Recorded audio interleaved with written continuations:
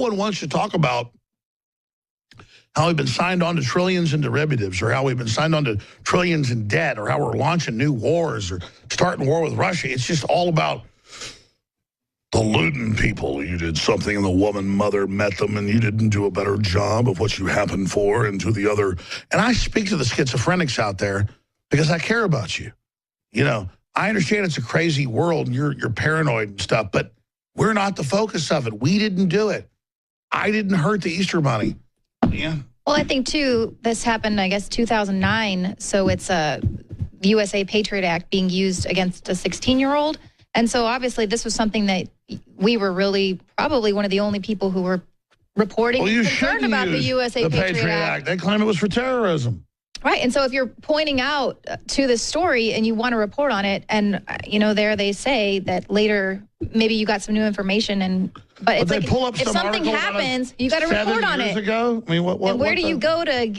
And listen, would you have like 2 people working for you then? They said, 5, they said Homeland Security was for terrorism, and they're using it for marijuana cases. So I stand by what I said. Okay, so EKKJ says, do you think a new assault weapons ban would actually happen? I love my guns, and I'm concerned that the sissies might break us down this time. Well, when they have jihadis hit another 10 targets, and they're going to say conservatives and gunners did it, yeah, they're coming for our guns. They mean business. They've got a UN treaty worldwide where they've taken the guns everywhere, except here. Are they going to let us have guns? They're going to try not to. They're coming for the guns, but never mind the Luden story. I did bad on it 7 years ago. So Mammer the Mario says, hi, Alex. What is your daily schedule like? And also, do you think Roger Stone will have a position in the... Roger already answered that. He said, no, he's not going to have a position. He's too much of a libertine. He doesn't want to be in the Trump White House. Yeah. So that Mammer the Mario says, hi, Alex. What is your daily schedule like? Insane. Not really. Well, I sit here with Leanne and this... I'm looking pretty tired right now. Leanne's over here in her green outfit. That's why you're normally in bed by now. Buckley's wearing a stunning cream-colored jacket, if you're a radio listener. Thank you. I get up about 6:30, get in the shower, go out, wake my kids up, make breakfast, either have the nanny send them to school or I take them to school. Then I take a quick jog, lift weights for about 30, 45 minutes, do about an hour research, drive into the office, do the show, do more research, shoot a few videos, do some management stuff, mainly try to decide how to get money to fund the operation, look at everything. I don't want to do that, but that's why I got to fuel the operation, deal with whatever fires are going on. And then I go home, hang out with the children, go for a hike with them on the Greenbelt. After dinner, watch maybe a TV show, play a board game, go to bed. It's not that exciting. And I mainly walk into a star chamber and go, give me your orders, New World Order. You know, the answer is expose everything we're doing. Oh, yes, I'll do that. First, you wake up every day and get all of your instructions from the Jews and the CIA, and then you go about your day. It'd be kind of cool if the Jews would come in here and run everything for me. I think that, I mean, Instead, they have the ADL attacking me constantly, but whatever. So Odoxel has a question. It says, where, in your opinion, did the overarching globalist conspiracy begin? With the Rockefellers, the Rothschilds, Charles Darwin, and Francis Galton? In your movie Endgame, it seems like it begins with the eugenics movement. What was the true genesis of the plan? Well, you had a British Empire kind of run by the Rothschilds by that time, and they didn't have a way to scientifically manage populations. They were smart. So they invested in hundreds of different groups in the United Kingdom, but also, well, then it was England, and also in Europe and France and other areas, to create scientific tools of control. And they wrote books on it. They launched Modern Psychology, all of it. And it's just been all about turning us into jellyfish ever since. Octopus Brian says, how will people survive the increasing rates of automation? Will new jobs be formed? Will we see the rise of socialism through welfare, such as universal basic income, corporate dystopia with the middle class fusing with the lower class? Well, that's a good question. We've always pointed out they want us on welfare to control us. And now we have the precariat that the Bilderberg's announcing and saying, we're going to give you a subsistence level money to control you, but we're going to socially tell you, take the vaccines, get sterilized, live the life we say, follow the religion we say, have the speech we say, don't cause trouble on the internet, and don't have kids. Then you die, and now they've social engineered who has children, and this is 21st century warfare, how you conquer humanity. And this is the essence of my mission, to expose what we're now witnessing. It's like, Alex, did you hear? They're going to use welfare to control us. Oh, wow. I never talked about that before. I was too busy working for the CIA that's trying to destroy me in the media. Yeah, watch the Hunger Games. That's their dream future. So Max Price says, hi, Alex. Love the channel from the UK. I was wondering if the Brexit doesn't happen, is that the death of Britain? It's close to it. Look, Scotland was going to leave. It should have left. It has the whole North Sea area. It's being screwed over. It's paying way past its fair share, but they scared all the old pensioners. They trained folks not to have kids. So all these old Scots are dead. Scots are gone, unless they're living through McAdoo over here. But in Scotland, they're dead. And great people. And they just capitulated through mass mind control and didn't go with the polls, and I think probably did vote to stay in. They're trying now with England and with Ireland and Scotland in general. And they're saying, we'll leave you. We'll shut you off financially if you try to leave. The EU bureaucracy makes almost all the laws. The parliament is ceremonial. They admit that. And if the UK doesn't leave this, they've been conquered. What military force couldn't do, has been done economically. Because an invisible enemy that's more coded is hard to counter. But yeah, England, if the British exit fails, that is a big failure for humanity. But I would imagine it's a fraud because it amounts to the ignoring of so many big polls that show more than 10% ahead for an exit out of the dictatorial EU. Virtual Gorilla says, hi, Alex. I love what you and InfoWars do. Can we see the Barrett 50 cal? Joke. Okay, well, it's locked up in the safe right now, actually, both of them. What are your thoughts on Obama's speech today, and specifically what he said about the use of the words radical Islam?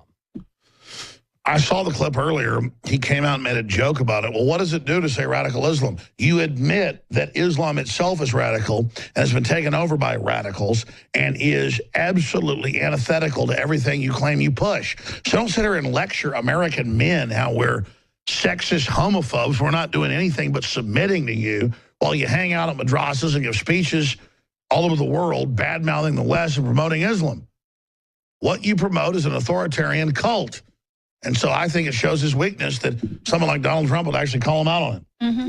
Well, and also, too, I'd like to point out how, you know, for instance, if a right-wing Christian, whatever, shoots up an abortion clinic, it's always like religious, you know, fanatic, religious extremist. Right-wing he ties Christian it into kills. Christian. But this and ISIS and all that, he refuses to say it because it's a perversion of Islam. It has nothing to do with religion. And Islam so it's like, never had slaves.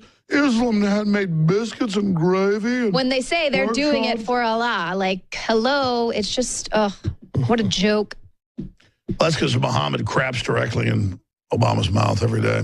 Oh, there you go. Mexicutioner says, Alex, do you really think that the fight against the world elite is a winnable battle? Do you ever get tired or feel discouraged when it seems that there are 100,000 of them for every one of us?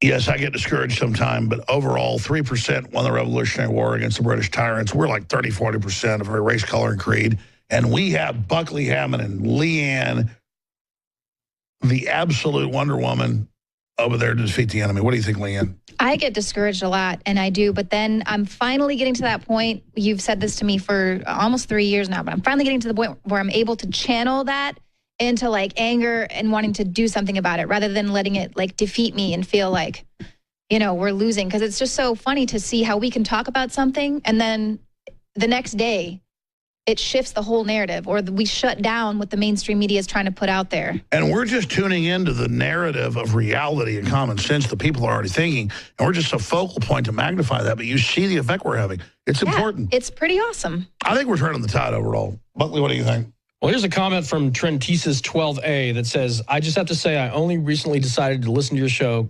Quite a surprise to find out you're not the crazy kook many try to portray you as.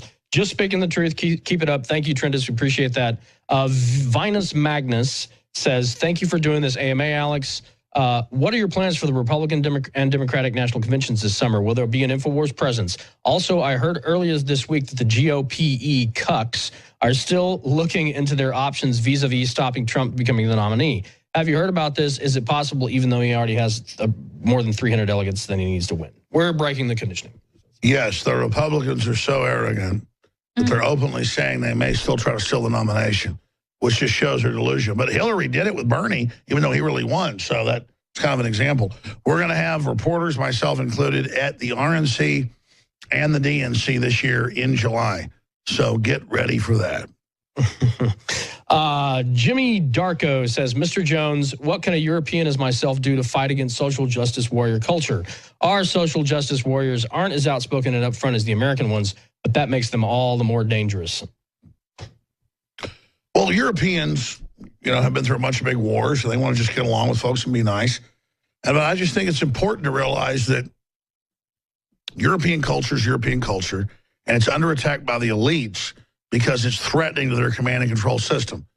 So any type of culture you can promote that's individual, I don't care what culture it is worldwide, doesn't feed into the corporate narrative. That's why it's important to promote it. So I just think being yourself is the key and not feeling impelled to follow the directives given to us by the mainstream media. It's that simple. Be your own man. Diana June Man Waring says, do you believe that Hillary will ever be held accountable for all she has done? Will it take a Trump presidency to give her the justice that is due? And I'm adding this, or will Obama pardon her unconditionally? That's why I think he finally backed her. That's where it's going. Yeah, no, they're failing forward. She's in so much trouble. She's got to get full power to just protect herself. Right.